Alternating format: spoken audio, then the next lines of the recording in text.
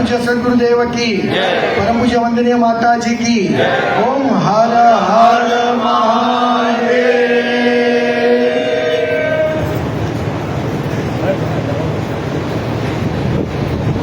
मां कामाख्या के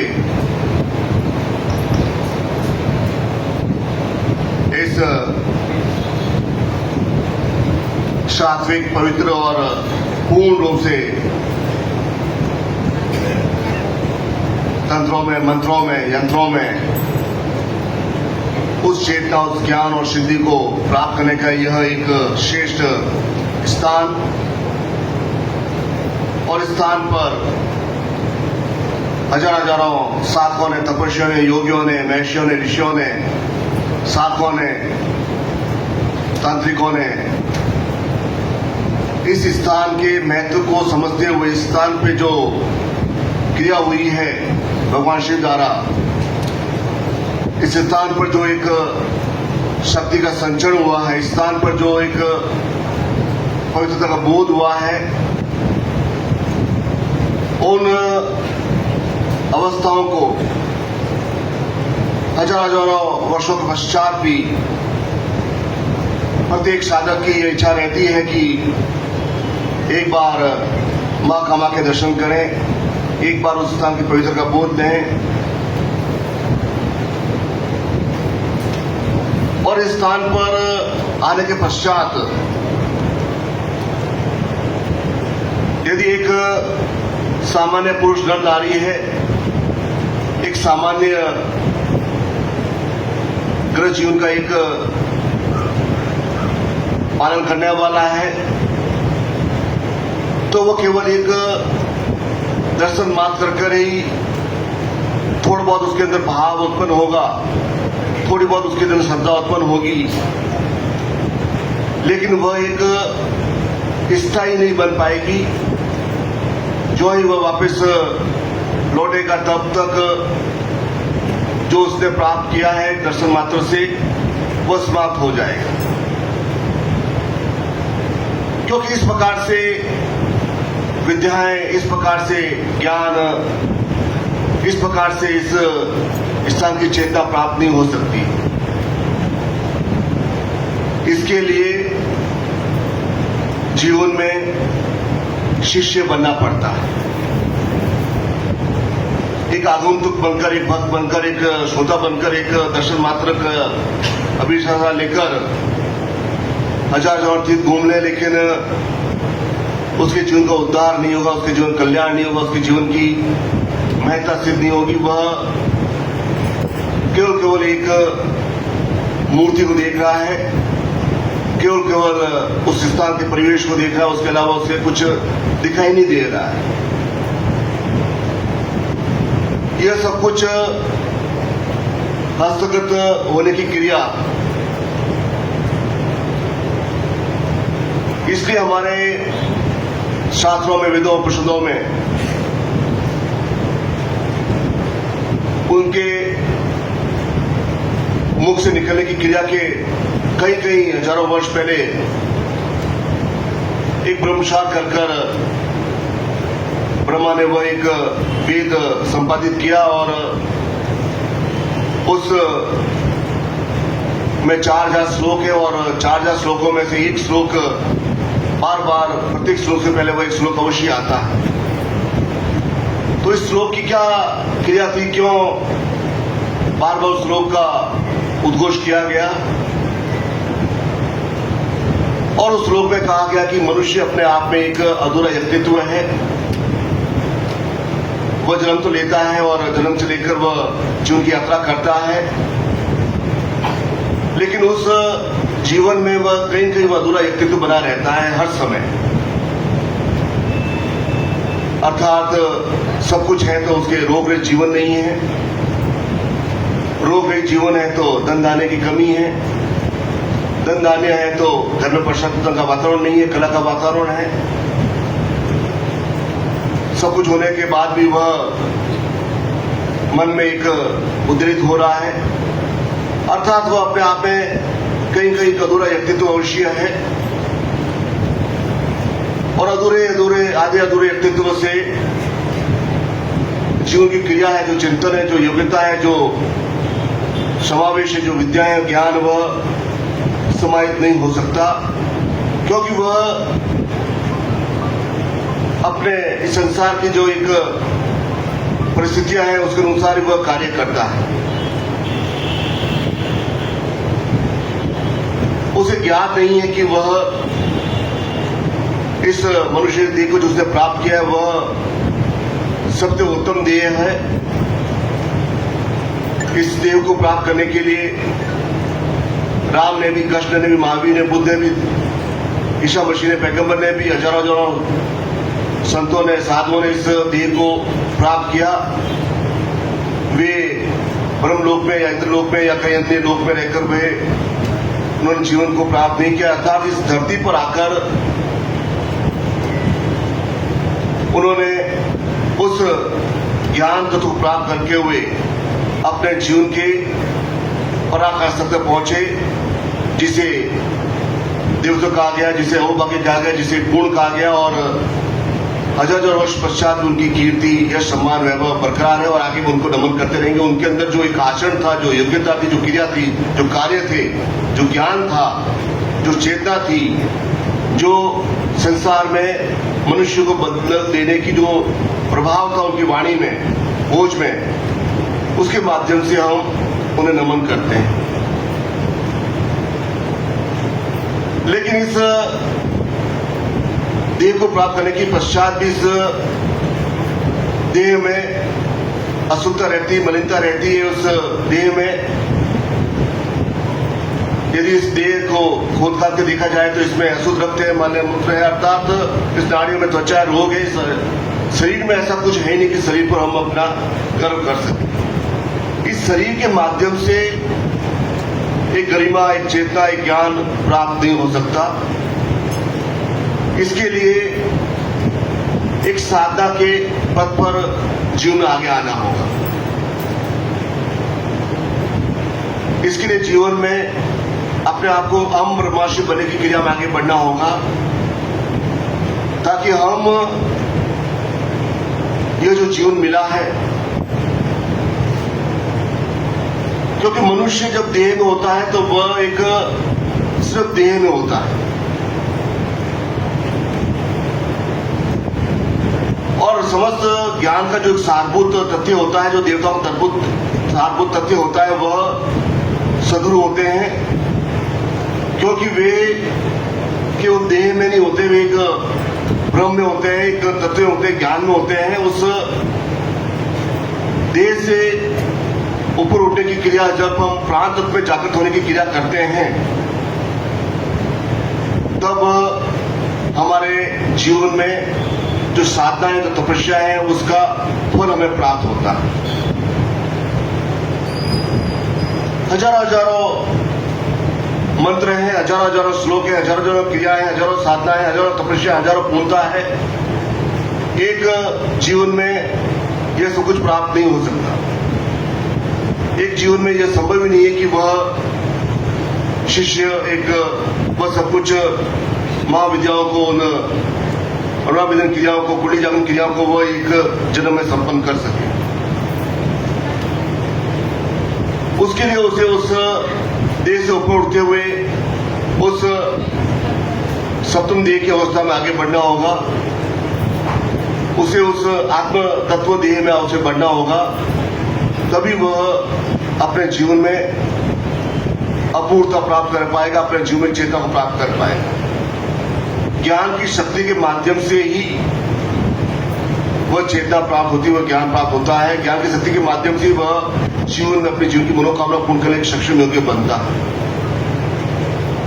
इसलिए हमारे यहाँ हजारों विधियां, हजारों मंत्र की क्रिया इस सनातन धर्म में समय समय पर ऋषियों द्वारा अपने मुख से उद्घोष किया गया है, क्योंकि इस धरती, जो हम धरती पर रहते हैं, जिस धरती में ऐसा कोई भूभाग नहीं है जो एक रक्त रंजित नहीं हुआ। चाहे हम इतिहास को अगर देख ले, कई कई सभ्यताएं नष्ट हो गई, भारतवर्ष पर भी हजारों शत्रुओं ने आक्रमण किया। अर्थात यह पूरी धरती एक रसरंजित है, अर्थात पूरी धरती पर एक ऐसा कोई भूभाग नहीं है जो एक पवित्र बना रहा हो। इस धरती पर बैठकर उस सादा तपस्या को प्राप्त नहीं किया जा सकता। इसके लिए उस तत्व में, उस देह में, उस ब्रह्म देह में आगे बढ़ने की क्रिया करनी होगी, तभी वह जीवन में उस चेतना और ज्ञान की प्राप्ति होगी।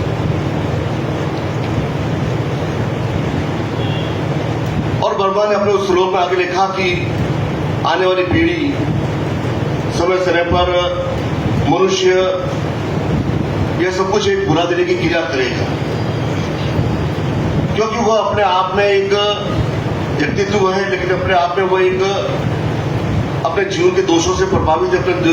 अपने जीवन की क्रियाओं से प्रभावित है। तो वह इन सब साधना तपस्या पूर्णता क्रिया के माध्यम से अनजान बना रहे पूरी क्रिया करता है कि वह सोचता है कि यह सब कुछ मेरे लिए नहीं है। यह तो ऋषियों की बातें, ये महात्माओं की बातें, ये तो साधु संतों की बातें हैं, यह आम जन के लिए नहीं, मेरे से ग्रस्त जीवन के लिए नहीं है, यह मेरे लिए अनुकूल नहीं है वह, क्योंकि वह अनजान बनने की क्रिया करेगा, समय समय पर भूल जाने की क्रिया करेगा। और इसका यह फलस्वरूप हुआ है कि हमारे यहाँ भक्ति भाव बहुत ज्यादा बड़ा है। हम केवल एक भक्ति के माध्यम से ही सब कुछ प्राप्त करना चाहते हैं। भक्ति हमें एक क्षणिक चैन दे सकती है, एक क्षणिक सुख दे सकती है, लेकिन किसी के सामने गिड़गिड़ा कर, किसी के सामने भीख मांगकर, किसी के सामने आश्रय होकर, किसी के सामने वह जीवन में उस थोड़ा बहुत सुख शासन प्राप्त हो जाएंगे कि, लेकिन एक दूसरों पर आश्रय लेने की क्रिया क्षमता जब समाप्त हो जाएगी, स्वयं की सोचे समझे की, स्वयं की कर्मठता, समय की जागृति, समय की चेतना, समय की क्रिया, अपने उस देह के अंदर जो एक आत्मदेह है, जो ज्ञान देह, वो सब कुछ जो वह समाप्त कर देगा, तो वह मनुष्य अपने जीवन में उन आलस्य, प्रमाद, अर्घन क्रियाओं में, उन विषय वासनाओं में, मनुष्य माया में वह मनुष्य आगे बढ़ जाएगा। इसलिए मनुष्य का स्वभाव है कि वह मनुष्य जल्दी भूलना चाहता है। वह चाहता है कि छोटा सा परिवेश हो, छोटा सा परिवार, छोटा सा सब कुछ हो, वह उसका जीवन हो, और वह छोटी नौकरी से छोटा व्यापार करे और छोटे मोटे अर्थ का उपार्जन करे, और वह समय आने पर समाप्त हो जाए। और इसके अलावा उसे इन सब क्रियाओं से उसे कुछ वास्ता रहता ही नहीं। थोड़ा बहुत जब घर के बड़े बूढ़े कहते हैं कि तुम्हें यहाँ जाना चाहिए, यहाँ जाना चाहिए, यहाँ जाना चाहिए, तो वह थोड़ा भक्ति भाव से आता है, लेकिन उस स्थान की महत्ता को वह प्राप्त नहीं कर पाता, क्योंकि वह एक साधक नहीं है, तपस्वी नहीं है, एक महर्षि नहीं है, वह योगी नहीं है। वह अपने जीवन में बनने क्रिया नहीं करना चाहता। अपने जीवन में सोचे समझ स्थिति उसे वहीं तक सीमित हो गई कि मैं अपने जीवन में छोटी मोटी क्रियाओं में मैं संतुष्ट हूं। ये सब साधा तपस्या, ये सब यह मेरे लिए नहीं है, क्योंकि उसे ऐसे ही संस्कार दिए गए हैं, ऐसे उसे आसपास के सगे संबंधियों द्वारा, स्वजन द्वारा उसे ऐसे ही किया गया है कि वह अपने आप में एक छोटे से लोक में वह रहता है। इसलिए ब्रह्मा ने 18 पुत्रों की स्थापना करने के बाद उन्हें गुरुपद की स्थापना की, और उन्हें कि संसार में तुम अपने क्रियाओं के माध्यम से, ज्ञान के माध्यम, चेतना के माध्यम से संसार में उन व्यक्तित्व का निर्माण करने की सामर्थ्य उनके अंदर पैदा कर सको, ताकि वे अपने जीवन की उच्चता को समझ सके, अपने जीवन की क्रिया को समझ सके, अपने जीवन की चिंतन समझ सके कि मैं अपने जीवन में क्या प्राप्त करना चाहता हूं, मैं अपने जीवन में कहां तक पहुंचा हूं, मेरे अंदर क्या चेतना है, ज्ञान है, मेरे अंदर क्या अपूर्णता है, क्या मैं एक सामान्य जन बनकर एक भीड़ का हिस्सा बनकर रह जाऊं, या मैं स्वयं अपने आप में चेतना व ज्ञान बन सकूं। यह क्रिया, यह चिंतन सब में प्राप्त नहीं होता है। इसलिए मनुष्य निरंतर लाखों मनुष्य मृत्यु के अवकृत हो जाते हैं और मृत्यु के समावेश में समा जाते हैं। उन्हें ज्ञान की प्राप्ति नहीं होती, उन्हें निर्वाण की प्राप्ति नहीं होती, उन्हें चेतना की प्राप्ति नहीं होती, क्योंकि ऐसा कुछ उन्होंने प्राप्त करने का प्रयास ही नहीं किया। इससे जब तक इस देह में रहेंगे तब देह के अनुसार आचरण करेंगे, लेकिन देह से उठकर जब सतम देह की अवस्था में आगे बढ़ेंगे, उस ब्रह्म देह की अवस्था में, उस आत्मदेह की अवस्था में आगे बढ़ेंगे, तब उस चेतना, उस ज्ञान की शक्ति प्राप्त होगी। क्योंकि जिस प्रकार से कोई धनी व्यक्ति है तो वो धनी व्यक्ति अपनी जेब में लेकर सब कुछ धन लेकर अपने धन में लेकर नहीं चलता है। उसकी ठसक, उसकी चाल, उसके अंदर जो एक पैसे का जो एक क्रिया है वह स्वयं उसे बता देती है कि वो उस मनुष्य अपने आप में धनी है। जिस प्रकार से एक शेर चलता है जंगल में तो उसकी वह दहाड़, उसकी जो एक डरता है, उसकी जो एक गर्जन है, उसकी जो चाल है, उस अनुसार वो पता चलता है कि यह शेर है, जिसकी दाढ़ सुनकर सारे जीव जंतु भाग जाते हैं, क्योंकि वह स्वयं अपने आप में एक शेर है और उसका व्यक्तित्व भी, उसकी क्रिया ही अलग है। इसी प्रकार से संसार में जब हम मनुष्य जीवन ने प्राप्त किया है तो हमारे जब अंदर साधनाओं की क्रिया नहीं होगी, हमारे अंदर जो चिंतनों का आयाम नहीं होगा, जब हमारे अंदर जो ज्ञान की शक्ति में प्राप्त नहीं होगी, उस चेतना की क्रिया प्राप्त नहीं होगी, तब तक हम अपने जीवन में, क्योंकि देवता का तात्पर्य क्या है? देवता तात्पर्य कि सब कुछ हस्त करने की योग्यता प्राप्त करना, सब कुछ प्राप्त करने की क्षमता प्राप्त करना। किसी को आशीर्वाद दे तो उसका पूरा आशीर्वाद को फल जाए, और किसी को जो शत्रु भाव रखता है उसको ऐसा उसे ऐसी करने की क्षमता प्राप्त कर सके, उससे ऐसा शाब्दिक क्रिया कर सके, वह स्वयं अपने आप में देवता होता है। तब स्वयं अपने जीवन की डोर अपने आप में रखने वाला, स्वयं अपनी मनोकामना को पूर्ण करने में सिद्ध करने वाला जो वह क्रिया करता है, तो वह अपने आप में स्वयं अपने जीवन का देवता बनता है। और उस क्रिया के माध्यम, चेतना के माध्यम से, ज्ञान के माध्यम, शक्ति के माध्यम से, जो मनुष्य में इतनी शक्ति नहीं कि वह उन समस्त वेदों का स्वयं पठन करके वह अंदर शक्ति जागृत कर सके। इसलिए हमारे यहाँ सनातन धर्म में समय समय पर श्रेष्ठ तपस्वियों की, ज्ञानियों की, महर्षियों की, सद्गुरुओं की क्रिया इस संसार में उनके, आप सद्गुरुओं को कैसे प्राप्त करेंगे?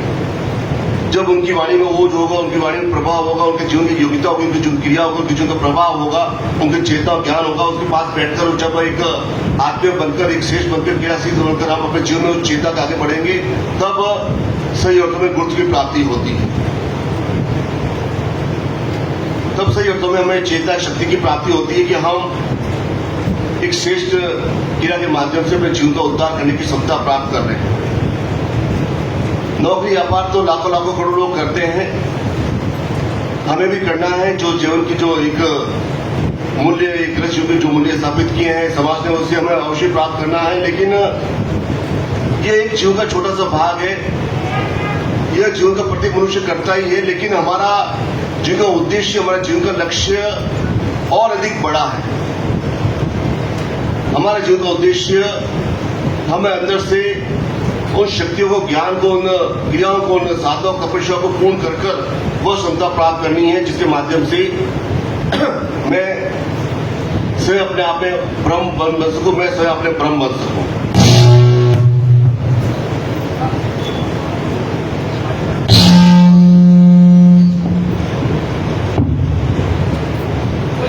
बोले परम पूज्य गुरुदेव की, परम पूज्य गुरुदेव की।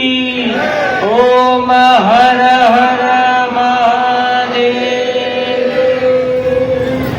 जब ज्ञान के मूल्य जीवन में जागृत होते हैं, क्यों भगवान राम ने विश्वामित्र के आश्रम में जाकर वहां साधनाएं, तपस्या पूर्णता प्राप्त की? क्यों भगवान श्री कृष्ण ने साधिक ऋषि के साथ अपने आप को जोड़कर उनके आश्रम बैठकर साधनाएं संपन्नता प्राप्त की? ये तो स्वयं भगवान थे। बचपन में वो सब ऐसे ही थे, जैसे खेलते कूदते सब सामान्य बालक होते हैं, लेकिन जीवन के उत्तरार्ध में उन्होंने समझा कि अगर जीवन में कुछ प्राप्त करना है तो मुझे किसी से जोड़ना होगा, और जोड़ा उसे जाता है। बाकी सब तो जो भी समाज के व्यक्ति होते हैं, जो बनते बिगड़ते समाज हो जाते हैं, वो तो एक जन्म के साथ हमें उस संबंध स्थापित हुए हैं। उनके साथ तो हमें एक सामाजिक कार्य करने हैं, चाहे माता पिता हो, चाहे बंधु भ्राता हो, चाहे पुत्र पुत्रियां हो, एक सामाजिक कार्य उनके साथ करने हैं। लेकिन सदगुरु कोई आपका संबंधी नहीं है, कोई आपका सगा नहीं है, कोई आपका जीवन का कोई, वह एक मूल्य स्थापित करने के लिए, जागृति स्थापित करने के लिए, चेतना और ज्ञान शक्ति प्राप्त करने के लिए आपने उन्हें प्राप्त किया है, ताकि जीव के जो भी अवरोधों के जो भी बाधाएं हैं वो समाप्त कर मैं इस संसार में अपने आप में उस साधना को प्राप्त करके उस जीवन की क्रिया को प्राप्त कर सकूं। यहाँ आए और जो हमारे यहाँ इस स्थान पर हजारों जो मंत्रजाप हुआ, उद्घोष हुआ है, यदि उनका श्रवण कानों में सुनाई दे तो महत्ता है। अन्यथा आसपास के ठेलों कुछ खाकर, फिल्म गाने सुनकर दर्शन करने से लाभ नहीं होगा। यहाँ की जो चेतना है उससे कनेक्ट होकर उस शक्ति को स्वयं संचरण कर एक सामर्थ्य पैदा करना, ताकि योग्यता, क्रिया, अनुशासन, चेतना, ज्ञान के माध्यम से जीवन को श्रेष्ठ किया जा सके, जीवन को पूर्ण रूप से एक बलशाली बनाया जा सके। क्यों हम सुनते हैं कि भगवान श्री कृष्ण के शरीर से अष्टकं सुंदर प्राप्त होती थी, भगवान राम के शरीर से चेता शक्ति पर भगवान बुद्ध के पाद को देखने से ही निर्वाण की प्राप्ति होती, शांति का अनुभव होता था। हमारे शरीर में ऐसा कुछ है ही नहीं। हम यदि 2-4 दिन स्नान नहीं करें तो इतना शरीर इतना दुर्गंध हो जाता है कि उसे शरीर से इतनी बदबू आती है कि हम स्वयं उस बदबू को सहन नहीं कर सकते। फिर हम सोचते हैं कि जो साधना तपस्या पूर्णता हम प्राप्त करें वो संभव ही नहीं हो सकता। हजारों शिष्यों द्वारा कई तपस्याएं हैं, तो उसे कैसे प्राप्त करें? कैसे भगवान श्री कृष्ण ने प्राप्त किया, महावीर ने प्राप्त किया, बुद्ध ने प्राप्त किया, राम ने प्राप्त किया? 100 वर्ष तो वे उनके पास रहे नहीं, तो उन्होंने अपने जीवन में गुरु रक्त रूपेण हृदय स्थापन क्रिया के माध्यम से कि जो हमारे शरीर में हजार रक्त है, हजारों नाड़ियां हैं, इस आंख की बुद्धि में भी कई नाड़ियां हैं,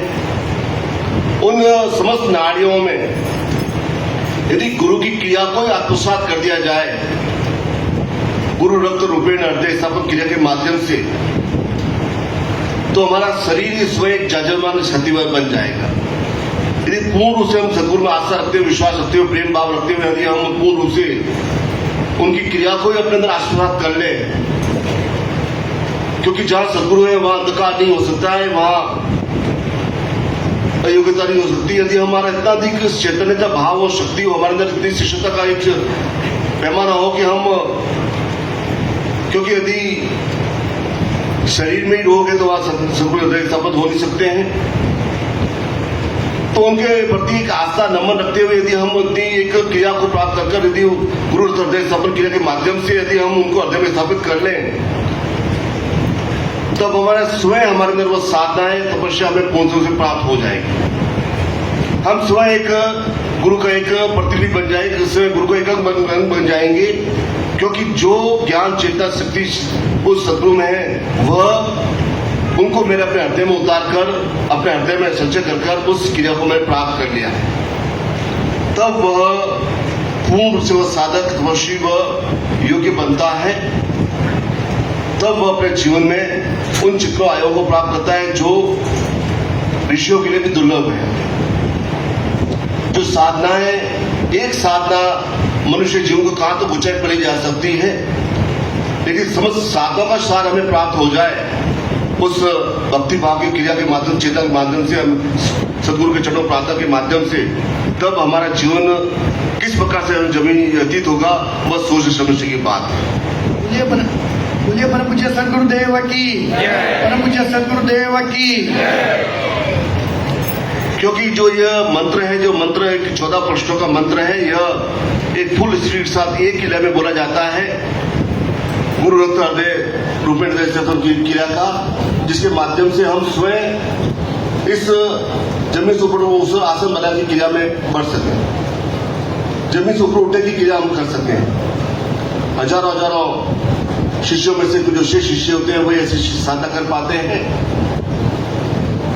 कामाख्या के इस क्षेत्र में भी कई शिष्य हैं जो उस साधना को सफल कर जमीन से ऊपर उठने की साधना करते हैं, सोने मासन लगाते हैं। यह क्रिया योग्यता सदगुरु के चेतना के माध्यम से प्राप्त होती है, और हम चाहते हैं कि हम इस शरीर में ऐसा अद्भुत क्रिया हो, ऐसी क्रांति हो, ऐसी चेतना हो, ज्ञान हो, शक्ति हो, शेषता हो,